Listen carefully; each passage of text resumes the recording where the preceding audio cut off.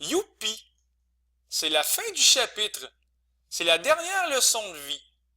Peut-être qu'après ça, c'est les vacances d'été ou des examens, je ne sais pas, ça dépend, c'est selon. Alors ici, leçon de vie numéro 19, on va dire un léger bonjour au réciproque. Essayons avec f de x qui est égal à 2 à la x. Donc, clairement, on va faire la réciproque d'une fonction exponentielle. Je me demande bien qu'est-ce que ça va donner, hein? Sûrement qu'il va y avoir un logarithme caché quelque part qui va surgir de l'ombre. Donc, au lieu d'écrire f de x, on va écrire y qui est égal à 2 à la x. On change les lettres de place, les variables. On va avoir x qui est égal à 2 à la y. Le but ici, c'est d'isoler le y. Présentement, il est à l'exposant. Y, c'est l'exposant. C'est l'exposant que je dois donner à 2 pour avoir x. Donc, y, c'est le log en base 2 de x. Voilà, j'ai trouvé la règle de la fonction réciproque f-1 de x est égal au log en base 2 de x. Peut-être qu'on se demande de quoi va avoir l'air ce graphique nouveau. Alors, qu'est-ce qu'on va faire? Bien, on va donner des valeurs, tout simplement.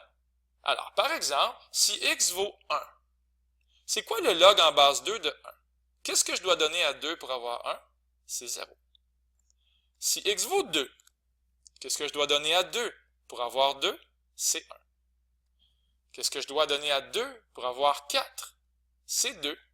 Qu'est-ce que je dois donner à 2 pour avoir 8? C'est 3.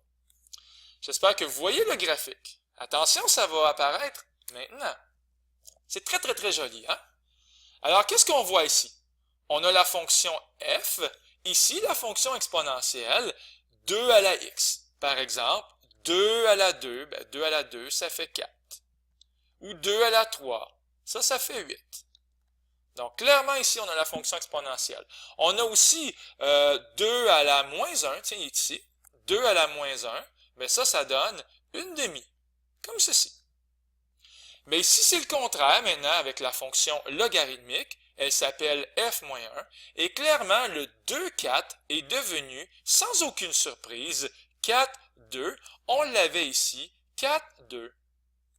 Ou bien 8, 3, qui est le contraire de 3, 8. Alors, on le salue aussi, 8, 3. Également, on peut aller un petit peu plus loin. On peut se demander ceci. C'est quoi f-1 de une demi? Quel exposant je dois donner à 2 pour avoir une demi? Ben, c'est moins 1 cet exposant-là. D'ailleurs, on a ici clairement le point une demi, virgule, moins 1, qui est exactement le contraire de ce point-là, moins 1, une demi. On voit super bien l'effet miroir, la réciproque, l'effet beurre de pinot. Hein? Si on met du beurre de pinot ici sur la fonction exponentielle et qu'on plie la feuille de papier, le beurre de pinot va se ramasser tendrement, sans aucun gâchis, je l'espère, ici collé sur la fonction logarithmique. J'aimerais qu'on comprenne une chose, par exemple. Il y a une asymptote, et cette asymptote-là, elle est ici. C'est une asymptote verticale. Et cette asymptote-là, elle a un nom, elle s'appelle x égale 0. Autrement dit, on ne peut pas donner ni la valeur 0 à x, ni des valeurs qui sont plus petites que 0, à cause que l'argument du log, donc le x qui est ici, l'argument doit toujours être plus grand que 0. Alors, une fonction logarithmique, quand on trace ça, il y a une asymptote qui est verticale. En passant, il y avait une asymptote ici horizontale pour la fonction exponentielle en bleu, et c'était y égale 0. Il y a sûrement un lien, hein? Y égale 0 devient x égale 0. On poursuit avec un dernier exemple. Qu'est-ce que les mathématiques ont à nous offrir? Pour terminer le chapitre, encore une fois, une fonction exponentielle, on va trouver la règle de sa fonction réciproque, et tout simplement, c'est parti. Y est égal à 500 fois 0,8 à la x plus 2 plus 300. On voit clairement ici, l'asymptote y est égal à 300, elle est là. Ça veut dire ça, qu'il va y avoir une autre asymptote, elle va devenir verticale quand on aura fait la règle de la réciproque, quand on va l'avoir trouvée, il va y avoir une asymptote verticale. Et ça risque sûrement d'être x égale 300. On va mettre ça dans une boîte. Ici, ça c'est une boîte. Et vous allez voir plus tard, ça va faire plein de sens. Alors, on change les lettres de place, les variables font la valse. On a maintenant x est égal à 500 fois 0,8 à la y sur 2 plus 300. Pour isoler le y, on va soustraire 300. Parce que c'est lui que j'ai dit en dernier. J'ai dit 500 fois 0,8 à la y sur 2 plus 300. Donc, on va enlever 300 et on va aussi diviser par 500. C'est exactement écrit comme ça. X moins 300 sur 500 est égal à 0,8 à la y sur 2.